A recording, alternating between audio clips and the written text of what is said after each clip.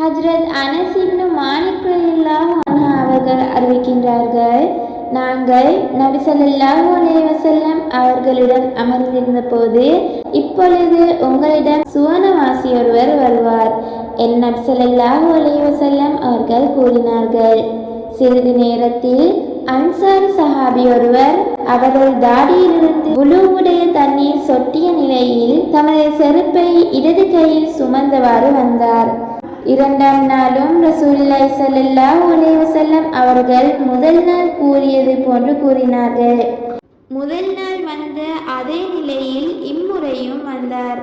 மூன்றாம் நாள் மீண்டும் ரசூலுல்லாஹி ஸல்லல்லாஹு அலைஹி வஸல்லம் அவர்கள் அதே போன்று சொன்னார்கள்.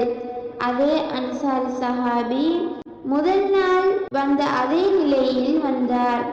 நபி ஸல்லல்லாஹு அலைஹி வஸல்லம் அவர்கள் அச்சஃபையிலிருந்து எழுந்து சென்றதும் ஹஜ்ரத் அப்துல்லா இப்னு அம்ர் ரலியல்லாஹு அன்ஹு அவர்கள் அந்த அன்சாரியை பின்தொடர்ந்து சென்று, எனது தகப்பனாருடன் எனக்கு கருத்து வேறுபாடு ஏற்பட்டு விட்டது. அதனால் அவரிடம் 3 நாட்களுக்கு செல்ல மாட்டேன் என்று நான் சத்தியம் செய்துள்ளேன். தாங்கள் விரும்பினால் என்னை உங்களிடம் 3 நாட்களுக்கு தங்க வைத்துக் கொள்ளவும் என்று கேட்க, அவரும் சரி என்று சொல்லிவிட்டார். நான் அவரிடத்தில் 3 இரவுகளை கழித்தேன். இரவில் எழுந்து வணங்க அவரை நான் பார்க்கவில்லை. ஆனால் இரவில் எப்பொழுது கண் விழித்தாலும் படுக்கையில் புரண்டு படுத்தாலும் அல்லாஹ்வை திக்ரு செய்வார், அல்லாஹு அக்பர் என கூறுவார். இதே நிலையில் ஃபஜ்ர் தொழ படுக்கையிலிருந்து எழுந்து விடுவார். அவரிடத்தில் இன்னொரு செயலையும் கண்டேன். அவரிடம் நல்ல சொற்களை தவிர வேறெதையும் நான் கேட்கவில்லை.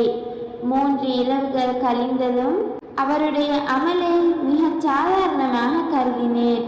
ரசூலுல்லாஹி ஸல்லல்லாஹு அலைஹி வஸல்லம் அவர்கள் இவரை பற்றி இவ்வளவு பெரிய நற்செய்தி கூறியிருக்க, அவரிடம் அப்படி ஒன்றும் சிறப்பான செயல் இல்லையே, எனக்கு வியப்பாக இருந்தது.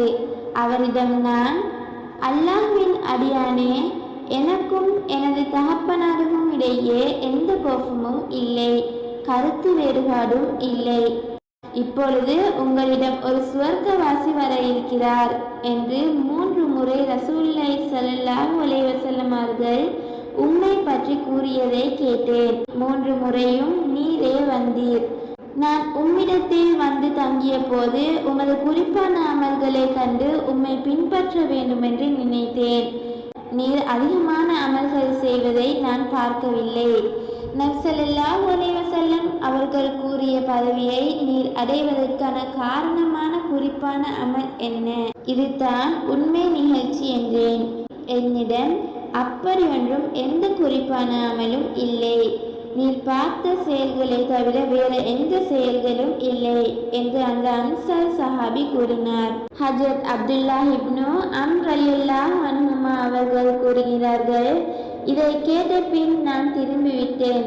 நான் அவரை விட்டும் திரும்பி செல்ல ஆரம்பித்ததும் அவர் என்னை அழைத்து, நீங்கள் பார்த்தவை தான் என்னுடைய அமல்கள். ஆனால் என்னுடைய வழக்கம் யாதெனில், என் உள்ளத்தில் எந்த முஸ்லிமை பற்றியும் கபடம் இல்லை. மேலும் யாருக்காவது அல்லாஹ் தஆலா தனிப்பட்ட பாக்கியங்களை கொடுத்திருந்தால் அதை பார்த்து அவர் மீது நான் பொறாமைப்பட மாட்டேன் என்று கூறினார். இந்த வழக்கத்தின் காரணமாகத்தான் நீங்கள் அந்த பதவியை அடைந்துள்ளீர்கள். இந்த காரியம் எங்களால் செய்ய இயலாத காரியம் என்று ஹஜ்ரத் அப்துல்லா ரலியல்லாஹு அன்ஹு அவர்கள் கூறினார்கள்.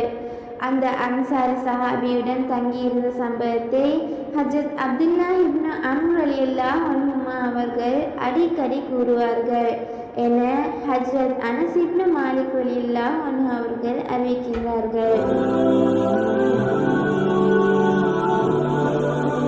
ரமலான் வினா விடை போட்டி. வினா இலக்கம் 27. அல்லாஹ் தஆலா எதிர்கால சந்ததியினருக்கு அத்தாட்சியாக விட்டு வைக்கப்பட்டுள்ளவற்றில் 2ஐ கூறுக. நபி முஹம்மது ஸல்லல்லாஹு அலைஹி வஸல்லம் அவர்களின் பெயர்கள் அல் குர்ஆனில் எத்தனை முறை இடம்பெற்றுள்ளது? இதற்கான சரியான விடையை இன்று இரவு 9 மணிக்கு முன்னர் உங்கள் பெயர், வயது, ஊர் மற்றும் பதிவு எண் என்பவற்றை குறிப்பிட்டு இதில் உள்ள தொலைபேசி இலக்கத்திற்கு வாட்ஸ்அப் மூலம் அனுப்பி வையுங்கள்.